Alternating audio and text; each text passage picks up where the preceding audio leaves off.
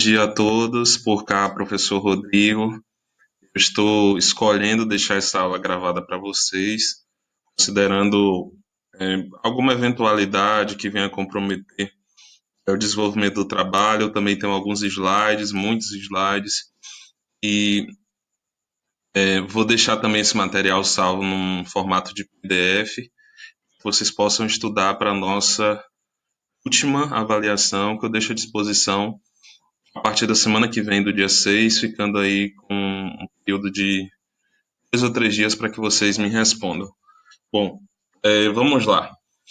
Desde o começo da nossa disciplina, nós vimos aqui essa realidade do município, esse nosso direito municipal, pensando nos primeiros aldeamentos lá, o período das capitanias hereditárias, o Brasil colônia, a questão das vilas dentro do Brasil império, e depois, por último, iniciar aí já no Império, final de Império, início da República, a construção das cidades. E aí nós sabemos que o modelo nosso, principalmente a partir do artigo 18 da Constituição, do artigo 22, 23, 24, do próprio artigo 30, trouxe para o município um protagonismo dentro da nossa realidade. Protagonismo esse que dá ao município competências para cuidar dos assuntos que são interesse local, tema de transporte, tema de coleta seletiva de lixo, uma gama de serviços que reverberou, inclusive nesse momento que estamos vivendo de pandemia, espero que todos estejam bem, para que houvesse um conflito, né? Nunca se estudou, né, tanto essa divisão de competências na Constituição entre União, Estados e municípios. E isso é um pouquinho um palco também daquilo que a gente vai colocar aqui. Então vamos lá. Para começo de conversa.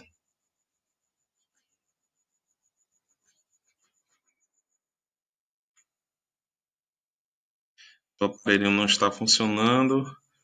Passar slide de forma manual. Nós tivemos uma demanda em relação a. Esse é o ponto 1 da nossa revisão. Nós tivemos uma demanda que ficou conhecida como conflito federativo. Assim que a Organização das Nações Unidas reconheceu o vírus, né, o contágio pelo vírus como uma pandemia de ordem mundial, nós não estávamos preparados para isso, né? Assistíamos o que acontecia lá fora, então fomos tomando providência de uma maneira preventiva, não é, dentro da nossa estrutura. Assim, muita gente boa dentro dos estados, dentro dos municípios, no âmbito federal também, enfim, começou a adotar medidas entendendo a necessidade, né, entendendo o, o papel, né, por uma iniciativa de dizer algo a respeito. E aí, dentro desse dizer algo a respeito, né, para os seus administrados, surgiu as questões envolvendo o controle concentrado de constitucionalidade. Foi para lá no STF. E retomando rapidinho, a ADI, a ação direta de inconstitucionalidade, né, que discute a incompatibilidade de alguma norma com a Constituição Federal.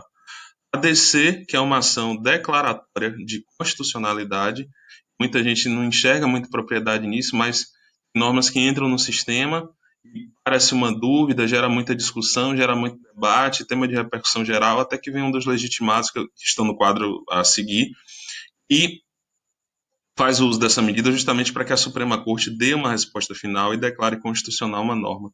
A DPF é a arguição de descumprimento de preceito fundamental, e aí é um choque de algum ato normativo, de algum ato da administração, que venha ferir a Constituição, que venha ferir os princípios sensíveis, a questão da autonomia, que venha ferir direitos e garantias fundamentais, que venha ferir a questão do voto, da divisão dos poderes, enfim, uma série de questões até de ordem orçamentária, com mínimo assistencial aplicado a temas de saúde, temas de educação, então tem uma gama muito ampla. Depois a ADO, Ação Declaratória de Inconstitucionalidade por Omissão. No caso nosso aqui nesse período da pandemia tivemos a ADI ou ADIM, alguns chamam, de inconstitucionalidade, e a DPF, que nós passaremos a analisar alguns casos. Bom, só uma curiosidadezinha aí, lá do direito constitucional, direito administrativo também às vezes toca um pouco nisso.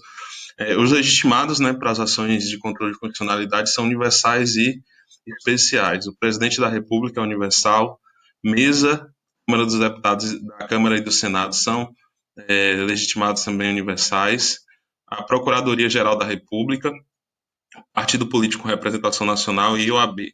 No caso da ADIM, um partido político de representação nacional tomou uma postura em relação ao decreto presidencial, acho que medida provisória. Legitimados especiais, governador de estado, mesa da Assembleia Legislativa e Câmara Legislativa, no caso do Distrito Federal, Ministério Público do Estado, nesse caso, não é legitimado. Depois, confederação sindical e entidade de classe. E aí nós tivemos também uma confederação sindical que tomou uma postura, né, pediu do STF uma interpretação. Bom, a Bahia suspendeu a circulação de transporte coletivo intermunicipal, privado, rodoviário, nas modalidades regular, fretamento, alternativo, van, né, que envolve Feira de Santana, Porto Seguro, Prado, Lauro de Freitas, Simões Filho. Depois foi expandindo, né, esse decreto aqui de março, ônibus interestaduais em todo o território, circulação de transporte para deslocamento de trabalhadores seria, nesse caso, a exceção. Depois, uma gama de cidades gigantesca passou a adotar também medidas dessa natureza, fechar as estruturas, medidas exageradas, extremadas, como colocar barreiras de acesso à cidade, proibindo muitas vezes um munícipe que não mora no eixo ali do perímetro urbano de acessar também.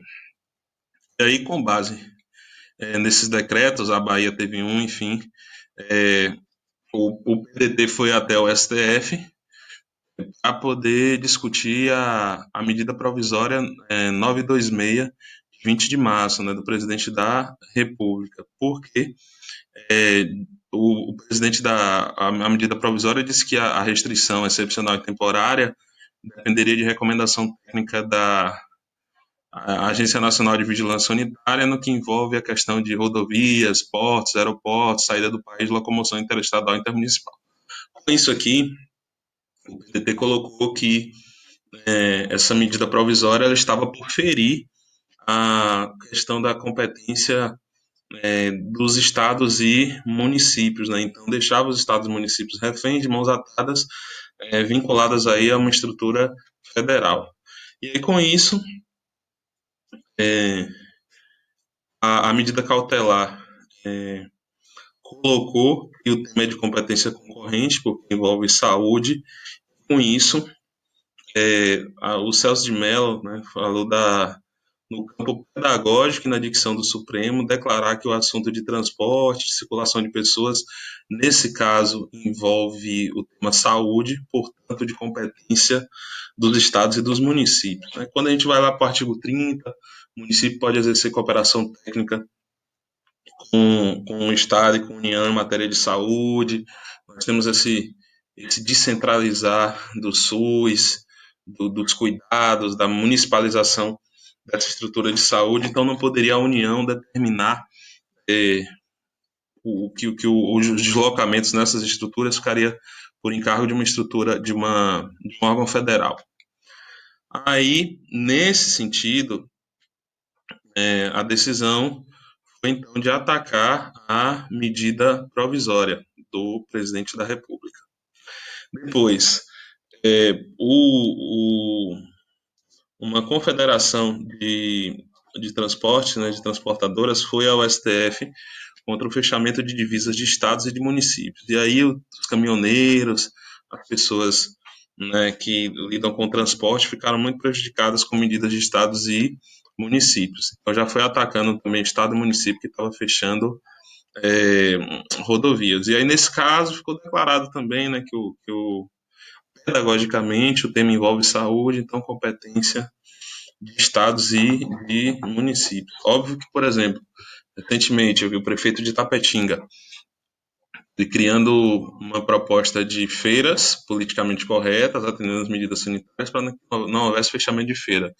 No caso de Itabuna, o município determinou fechamento de feira, mas o supermercado pode ficar aberto, o shopping no modelo drive-thru, e aí a gente pensa sempre naquela questão do racismo ambiental, né? Quem são os excluídos dentro da urbanização, dentro da cena urbana? Bom, documentos jurídicos estruturais dos municípios. lei orgânica para começo de conversa e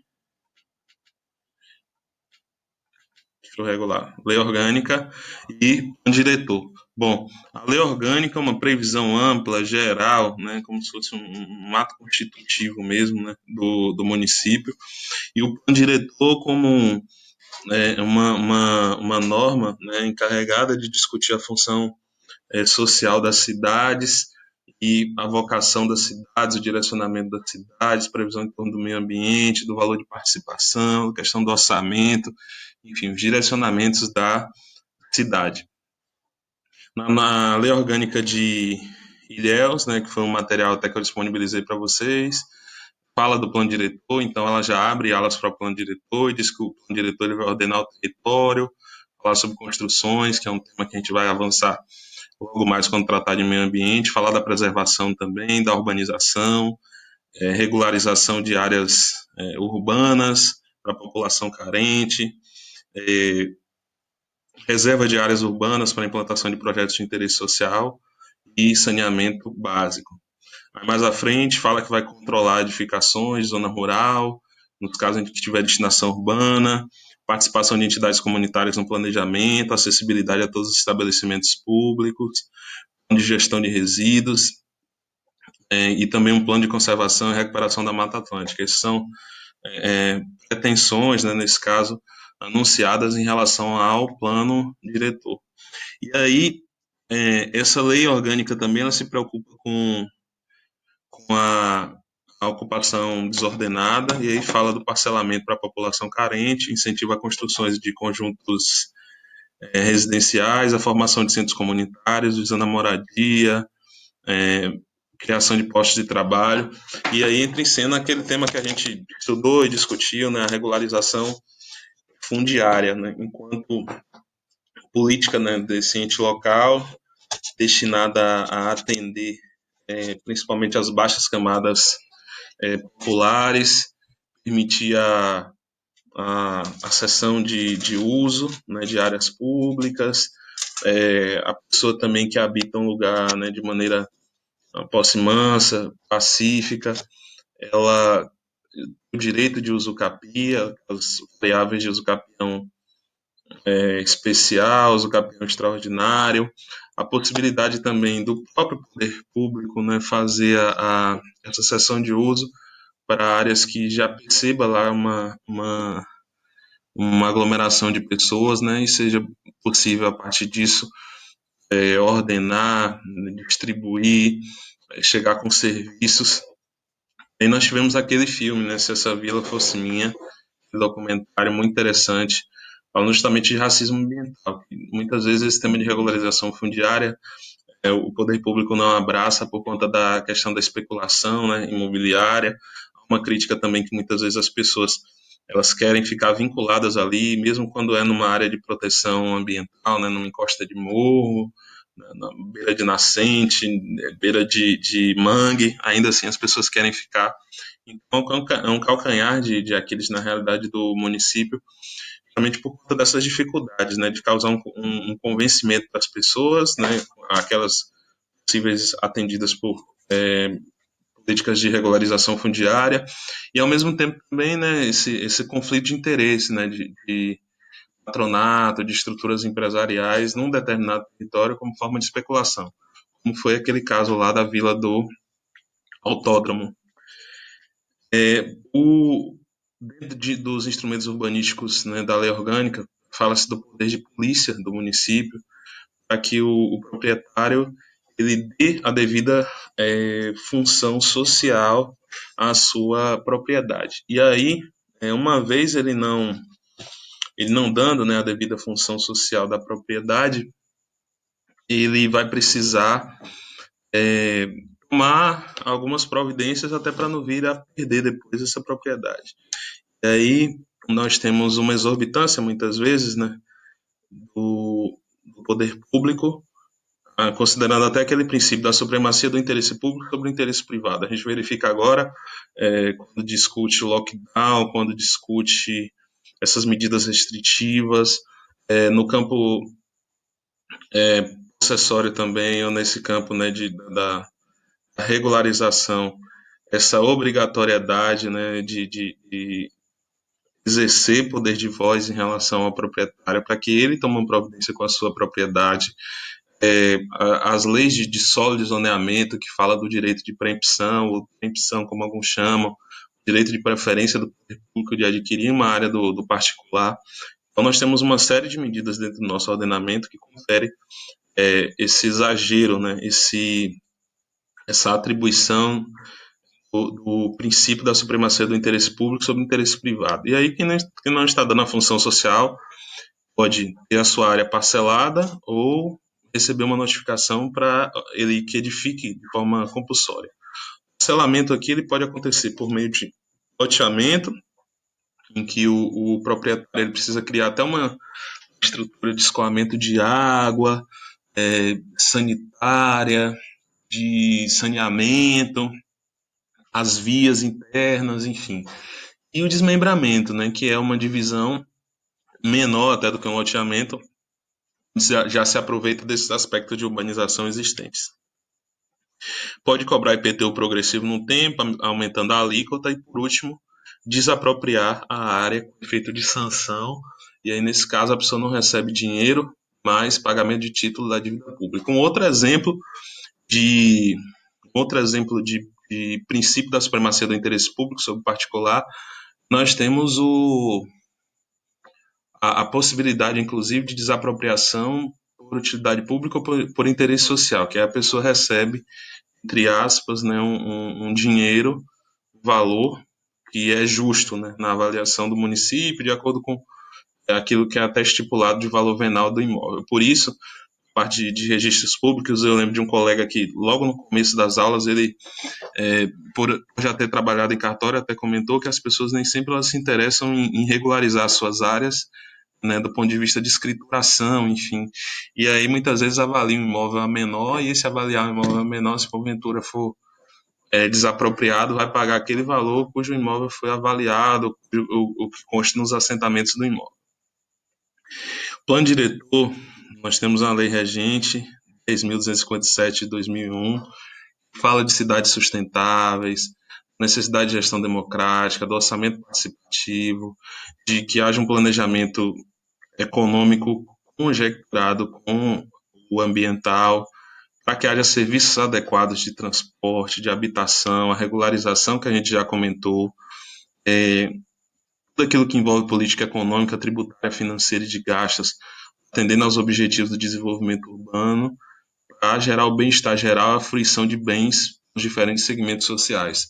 Eu chamo a atenção aqui de vocês a Lei de Introdução às Normas do Direito Brasileiro, que incluiu alguns artigos, né, a partir do ano de 2016 ou foi 2017, dentre eles o artigo 20, que traz aí uma moldura da ideia de eficiência, que fala que tudo aquilo que envolver decisão judicial, administrativa em relação a processos, aplicação de verba, o poder público ele deve tentar equacionar os efeitos que essa decisão pode causar e os impactos dela também. É uma ideia de eficiência, né, de pensar no razoável dentro dessas estruturas de administração. O plano diretor de Ilhéus especificamente fala de inclusão, terra urbana, moradia digna, saneamento, infraestrutura, transporte coletivo, serviços públicos de um modo geral, trabalho, renda, cultura, lazer para a população de Ilhéus e que o interesse coletivo se sobreponha ao individual. Questões bem valorativas, axiológicas, meio ambiente, gestão integrada e compartilhada do desenvolvimento de Ilhéus, parte da valorização imobiliária transferir para a coletividade é algo de difícil mensuração,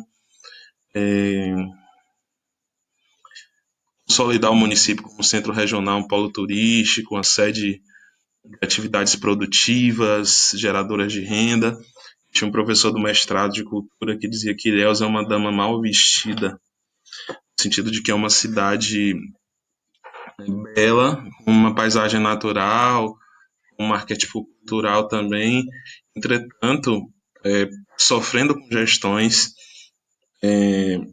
a cidade ela padece muito, né, de conseguir se consolidar, inclusive, quanto esse polo turístico, né, perde para algumas cidades como Porto Seguro, Itacaré, muitas vezes, de visitação, a qualidade dessa visitação também, desse visitante, essa pessoa que chega, justamente por conta de más gestões. Né? Agora nós temos algumas obras, principalmente a nova ponte na Ilhéus Pontal, que pode trazer aí um desenvolvimento para a cidade, mas é lamentável.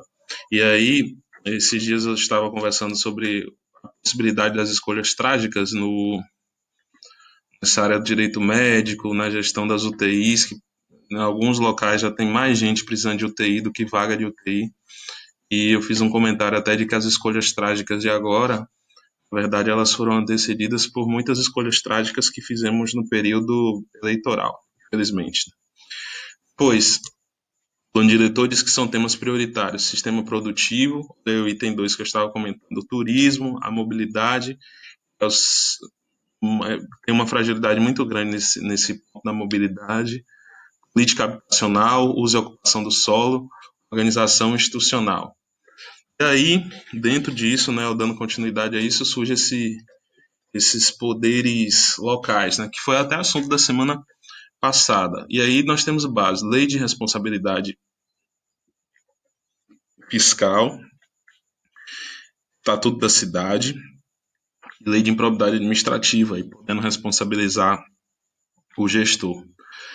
Município, quando a gente pensa em município, 40% da receita do que ele recebe, enfim, essa estrutura da saúde, né, com algumas variantes aí, que vai estipular esses 15%, uma parte do que ele arrecada, que recebe de impostos, né, de repasse de imposto de renda retido na fonte, a União, 50% do ITR também da União, 50% do IPVA, 25% aqui de ICMS do Estado, né, IPVA e ICMS, os municipais também IPTU, ITBI, ISS, e o percentual que o Estado recebe da União de IPI também vai para o município, e o próprio repasse federal do Fundo de Participação. Então, somando isso tudo, o município gasta aí de todos esses repasses 15% com saúde. Então, tudo que ele recebe carregada de repasse da União, dos estados, do Fundo de Participação, ele deve aplicar com saúde. O plano diretor de Ilhéus fala também do orçamento participativo.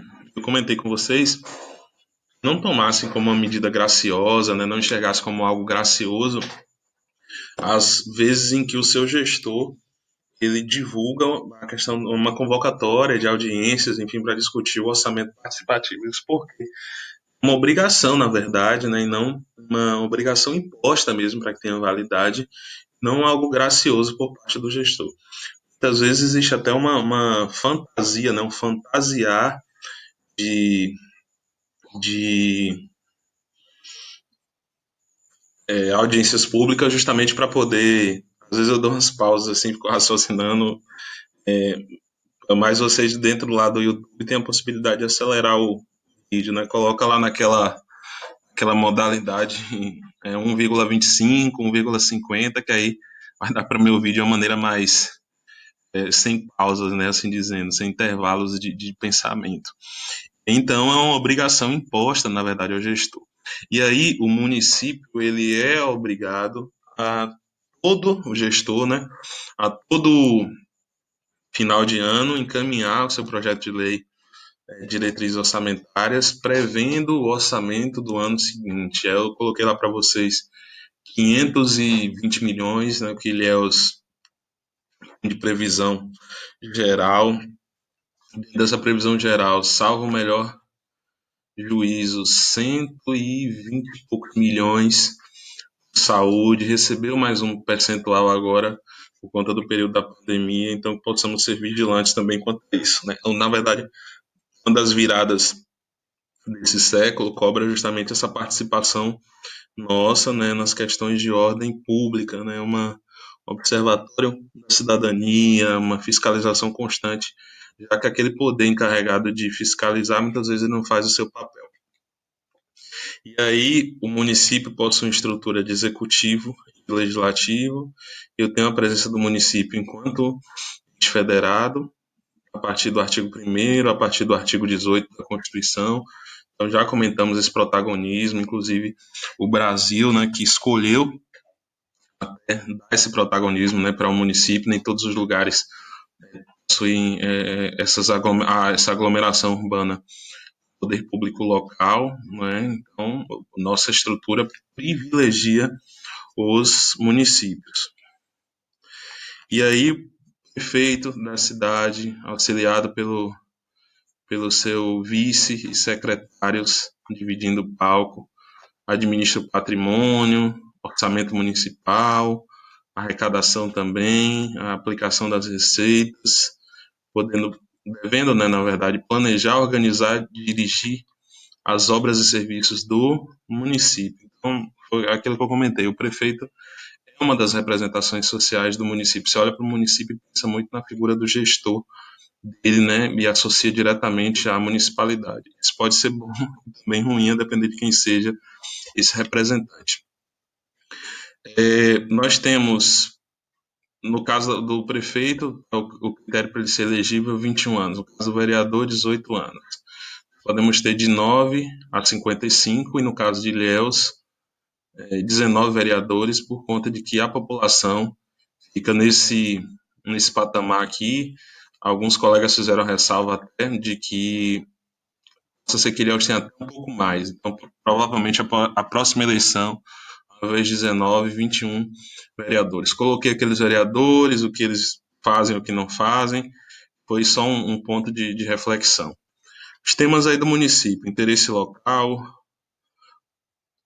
horário de funcionamento dos estabelecimentos, suplementar a legislação federal e estadual.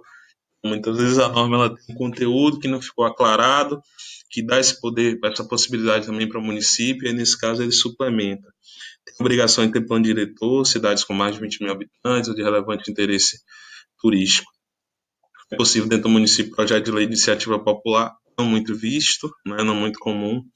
Depois, o município lida com serviços de interesse local, incluindo transporte, que é de caráter essencial, coopera com a União e com o Estado, mas de atendimento à saúde da população.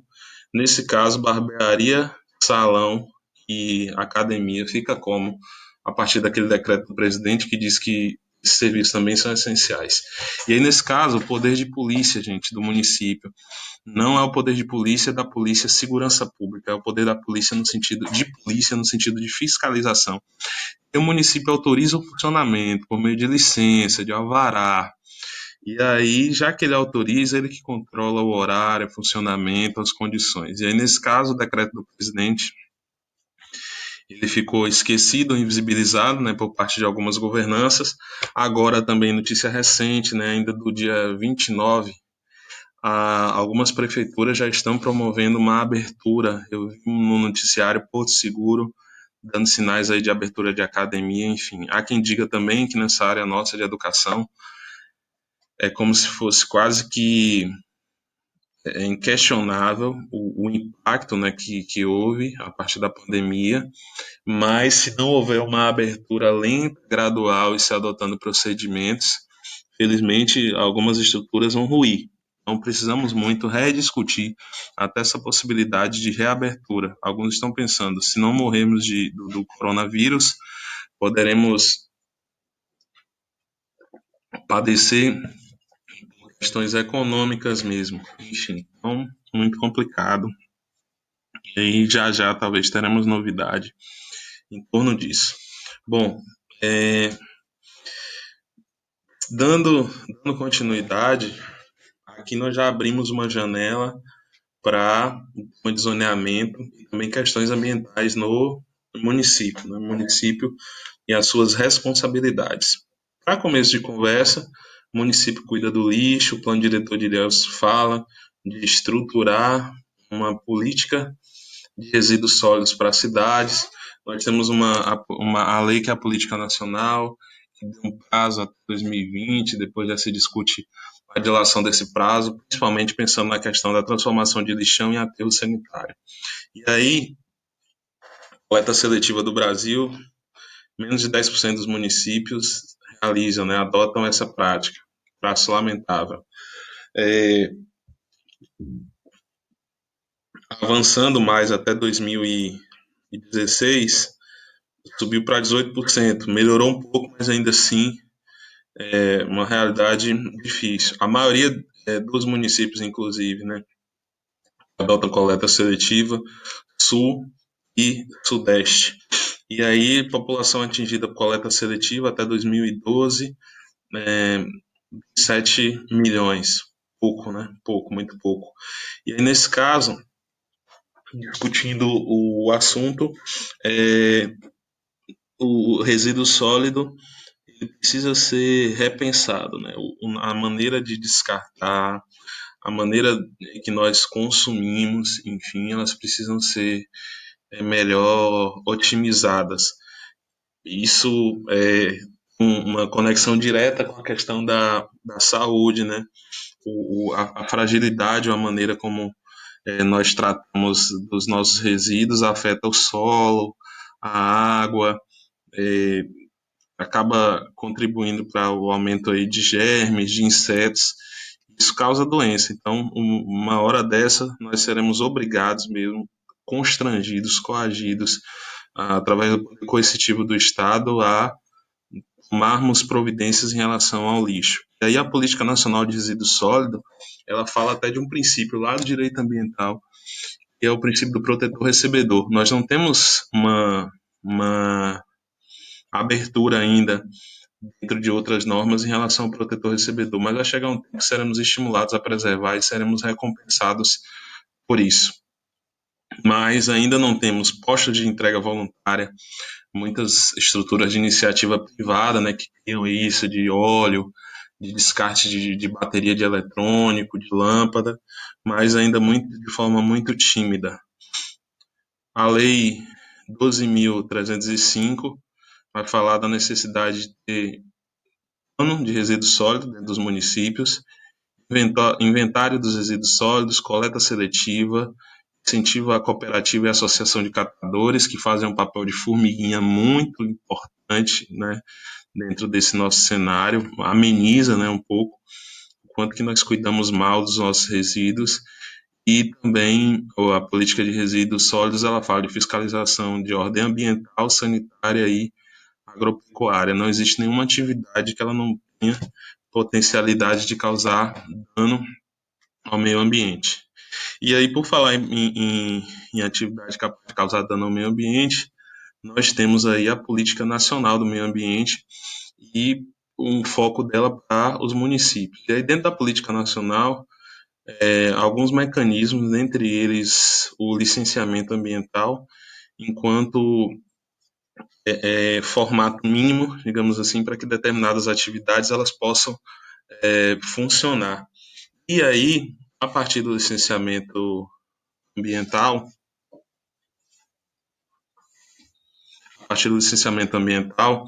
nós temos um procedimento que deságua no ato administrativo licença. Então, quando eu me refiro a licenciamento, eu penso no procedimento, num conjunto de etapas, um passo a passo. Quando eu penso na licença, é o ato administrativo, a culminância desse procedimento. Aí, a nossa Constituição, ela fala que cabe ao poder público exigir a instalação de obras de atividades potencialmente causadoras de significativa degradação e estudo prévio de impacto ambiental. Etimologicamente, né, então, determinadas atividades elas devem ser precedidas de estudo prévio de impacto ambiental. Quais são essas atividades potencialmente causadoras de significativa degradação ambiental? E nesse caso, se eu pensar num porto, se eu pensar na transposição de um rio, se eu pensar numa hidrelétrica, se eu pensar em todos os ramos de indústria, inclusive, eu preciso de estudo prévio de impacto ambiental. A lei também, mais à frente, a gente fala de zoneamento, ela fala até de estudo de impacto de vizinhança também, porque a depender da atividade, ela não vai poder funcionar numa área da cidade classificada como área urbana, a depender do ruído, da emissão de gases de poluentes. O estudo prévio de impacto ambiental. Ele deve fazer um diagnóstico da área que vai ser influenciada pelo projeto, considerando meio ambiente físico, biológico, meio socioeconômico. Depois, analisar quais serão os impactos e o que é alternativa para minimizar aqui os impactos. Depois, essas medidas, não essas alternativas, as medidas mitigadoras e também uma espécie de programa de acompanhamento daquela atividade. Então, ela não fica sem ser acompanhada, mesmo quando começa a funcionar, mesmo quando evolui do estudo de impacto para o licenciamento, e aí é o que abre a possibilidade, então, de construção, de edificação e de operação da atividade. O estudo de impacto deve ser composto por uma equipe multidisciplinar, imprescindível a presença de engenheiros, geólogos, muitas vezes, até antropólogos também. Fica como uma obrigação do empreendedor pagar. Essa equipe ela pode ser responsabilizada pelo estudo que porventura fizer, né? Pela a posição que irá dar na hora de relatar esse estudo de impacto ambiental. E aí nós temos a Lei da Política Nacional, falando da responsabilização, reclusão de 3 a 6 anos e multa se ele apresentar um estudo falso ou enganoso, né? A figura do empreendedor e também da equipe multidisciplinar.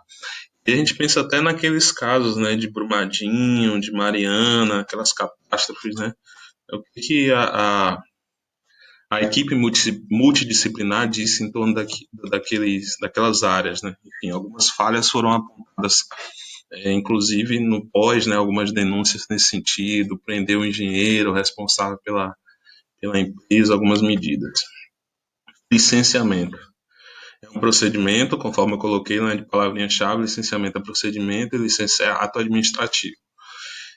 Procedimento pelo qual o órgão ambiental competente, nesse caso federal, estadual, municipal, licencia, autoriza a localização, a instalação, a ampliação, a operação de empreendimentos, atividades que utilizam recursos ambientais consideradas efetivas ou potencialmente poluidoras, e aí, ou que possam causar degradação ambiental. Então, esse é o conceito, vocês têm esse material para poder acompanhar.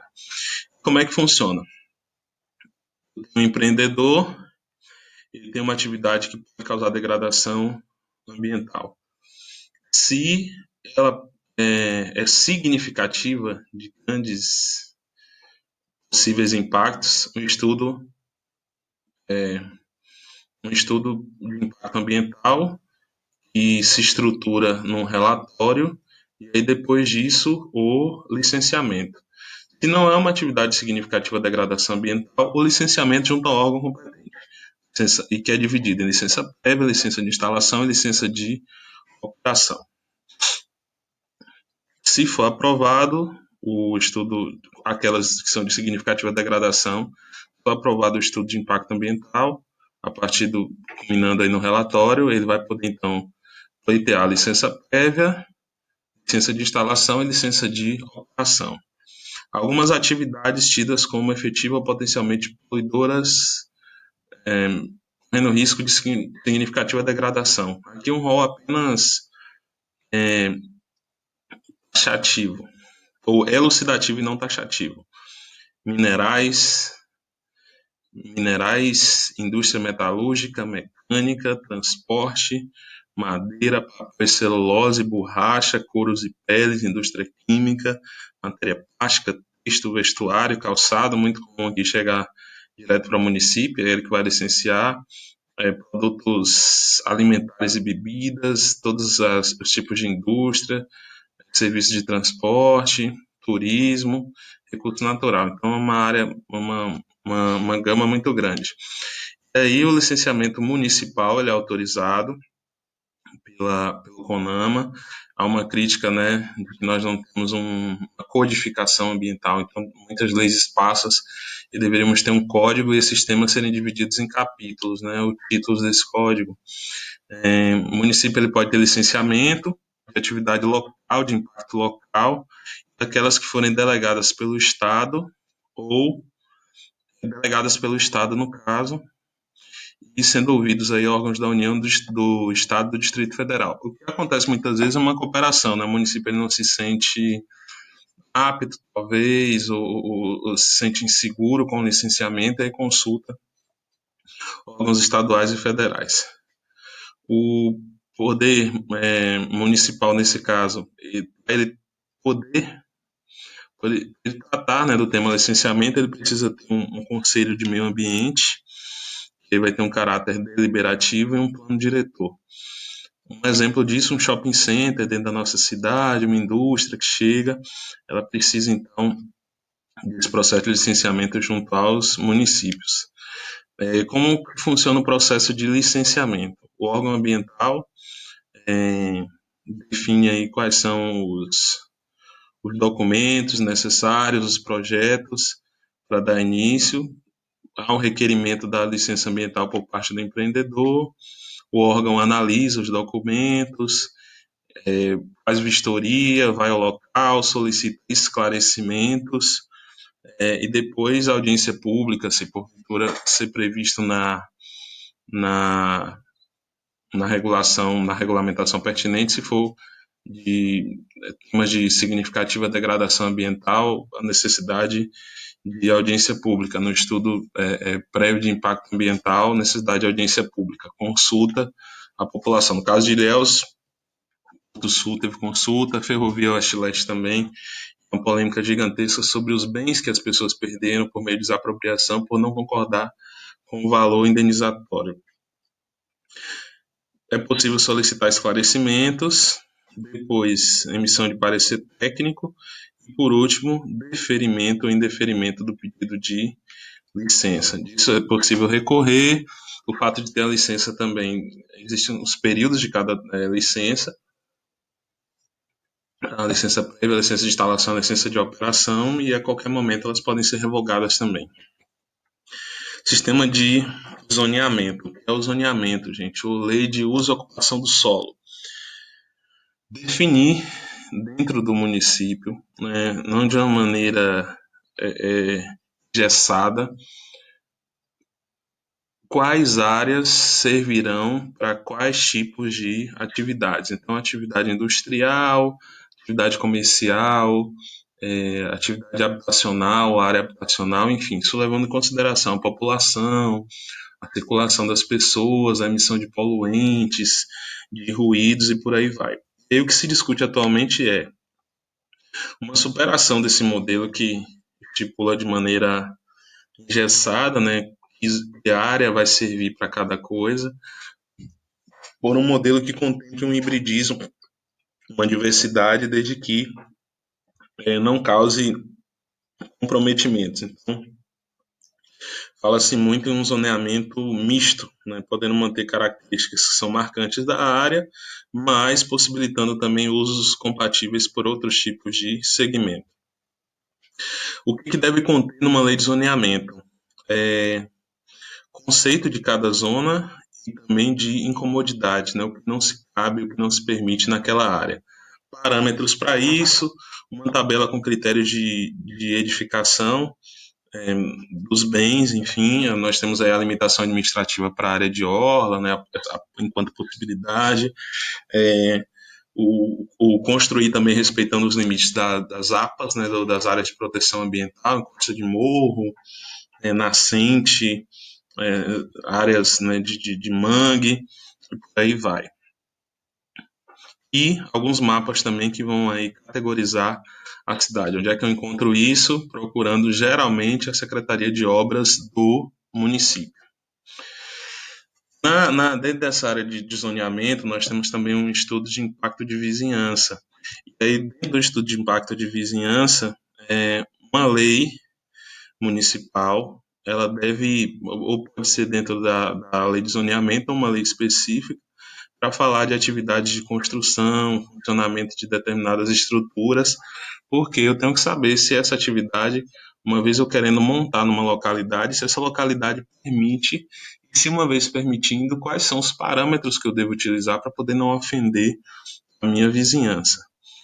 O estudo será estruturado de uma maneira a contemplar efeitos positivos e negativos de empreendimento, a qualidade de vida da população.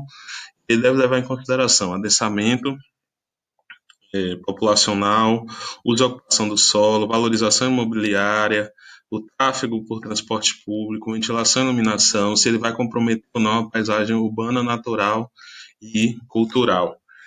Algumas cidades, né, elas regulamentam isso, e aí aquela zona de orla, os prédios antigos antes da lei, né, eles permanecem, mas tudo aquilo que tem de nova construção tem que respeitar um limite de altura, por exemplo.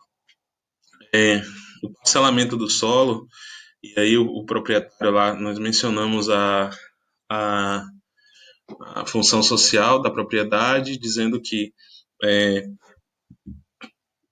o proprietário ele pode ser notificado, né, para parcelamento ou edificação compulsória, pode aumentar o IPTU progressivo no tempo, ele pode ser desapropriado se ele não der a função social. E aí nós temos uma lei federal que versa a respeito do parcelamento do solo. Ele deve ser utilizado para área de urbanização específica e não será permitido parcelamento de solo. Parcelamento pode ser em loteamento, conforme eu comentei, ou desmembramento. Terrenos alagadiços sujeitos à inundação, terrenos aterrados com material nocivo, terrenos com declive superior a 30%, que é difícil, né? A questão dos morros aí dão conta disso. Terreno de condição geológica não aconselha. Morros também, áreas de dificílimo acesso, coloca em risco a população de qualquer catástrofe ambiental, às vezes uma pequena chuva já causa desmoronamento, enfim, área de preservação ecológica ou onde vai comprometer aí a poluição pode comprometer as condições sanitárias. Depois, tanto loteamento quanto estão principalmente aqui a responsabilidade pelo loteamento, porque na verdade é assim, o desmembramento já existe uma estrutura de urbanização, é uma área geralmente menor, então o responsável ele não precisa necessariamente, né, construir esses equipamentos, digamos que coletivos. Já o loteador ele tem várias responsabilidades que se a gente for analisar aqui com base na lei, muitos deles eles não cumprem nada ou quase nada. Infraestrutura básica, dos equipamentos de escoamento de água, iluminação pública, esgoto sanitário, abastecimento de água, energia elétrica, vias de circulação. A infraestrutura nessas áreas, declarado de interesse social, deve conter, no mínimo, vias de circulação, escoamento da água, redes para abastecimento de água potável, soluções para esgotamento sanitário e para energia elétrica. Muitas vezes também aqui as vias de circulação não atendendo aí um padrão ambiental, essas estruturas também de esgoto sanitário piorou. E aí só para dar uma densada aí nas nossas ideias, duas questões sobre essa parte de meio ambiente dentro do município, principalmente estudo de impacto ambiental e licenciamento. Questão aqui de OAB. Uma empresa dá início à construção de um galpão, com isso faz o estudo de impacto ambiental. Nesse estudo verifica-se que atingiria uma área verde de uma comunidade. E aí, nesse caso, 60 cidadãos solicitam uma realização de uma audiência pública. Nós temos, só para deixar claro, nós temos uma resolução, eu não sei o número agora, ela diz que se 50 pessoas pedirem uma audiência pública, é necessário o poder público fazer. Para uma obra, para um empreendimento, enfim. Sobre essa situação, a audiência pública não é necessária. Depois, não é necessária de novo. Só para analisar essa questão aqui, duas alternativas já aparecem aqui, até com base nessa informação que eu dei. Depois, a audiência pública é necessária. Em caso de não realizada, a licença ambiental não terá validade, que é a resposta correta. Depois, é necessária, salvo quando celebrado de ajustamento de conduta. Mas aí, nesse caso, se a população solicitou, é necessário fazer a audiência pública. Depois, um empreendedor individual obtém junto ao órgão municipal licença a uma fábrica de calçados. A respeito dessa hipótese, ela obteve uma licença junto ao órgão municipal para instalar uma fábrica. E aí eu tenho que pensar nos três tipos de licença, aquela subdivisão: licença prévia, licença de instalação, licença de operação. Aí diz, a respeito dessa hipótese, a licença não é válida uma vez que o município competência para análise de estudo de impacto ambiental, mas não tem para concessão de licença. Não é uma verdade. O município tem até o conteúdo que a gente colocou. Com licença de instalação, a fábrica de calçados pode iniciar sua atividade de produção, gerando direito adquirido pelo prazo mencionado. E aí é um ponto a ser analisado, já que é uma gradação de 3 licenças, como é que já com a licença de instalação pode funcionar. E aí questões para reflexão. Depois, a licença é válida, porém não há impedimento de que um Estado ou União expressa licenças relativas ao mesmo empreendimento, nos casos em que haja um impacto de âmbito regional ou nacional. Nesse caso, se o impacto for de âmbito regional ou nacional, a questão não fala que houve delegação, então se fosse nisso, a, a licença municipal ela não seria válida, né? Então, essa questão aí também teria que analisar um pouco. Depois, deixar em stand-by, né? Depois, ao início da produção, é imprescindível que ela obtenha licença de operação, sendo concedida após a verificação do cumprimento das licenças anteriores. E aí essa parece a mais correta, porque menciona as anteriores, são 3, prévia, de instalação e de operação. A instalação é para começar a construir. A resposta correta, letra D, questão da OAB. Com isso, eu finalizo aqui essa minha revisão. Vou disponibilizar esse material para vocês. Desejo a todos bom estudo. Semana que vem, no sábado, eu compareço para fazer também um bate-papo com vocês, encerramento, e aí é quando eu deixo já também a avaliação no formulário no Teams. Eu sei que tem professores que já estão aplicando, para que fique à disposição de todos vocês. E aí, precisando, estamos às ordens, contem comigo. Espero que possamos nos ver presencialmente em breve. Um abraço a todos.